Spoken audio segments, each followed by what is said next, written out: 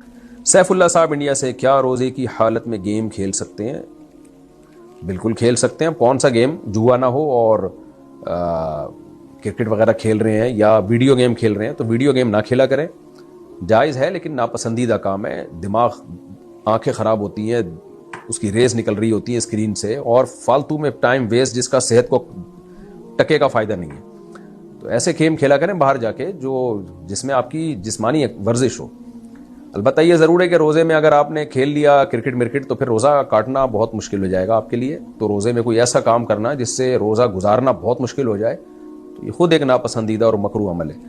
तो लेकिन सर्दियों के रोज़े आसान होते हैं, असर के बाद खेल सकते हैं आप, तो उसमें कोई इतना मसला नहीं होता, बल्कि अच्छा होता है और ज़्यादा स्टेमिना बनता है। लेकिन गेम खेलें तो वो जो फिज़िकल, जिसमें एक्टिविटी हो आपकी, फुटबॉल है, हॉकी है, क्रिकेट है, इस तरह के खेल खेलें। क्रिकेट भी ना खेलें तो अच्छा है, फुटबॉल खेला करें। जो लोग फुटबॉल खेलते हैं ऐसा ज़बरदस्त स्टेमिना बनता है कि अपने दुश्मनों को फुटबॉल बना सकते हैं जब चाहे वो।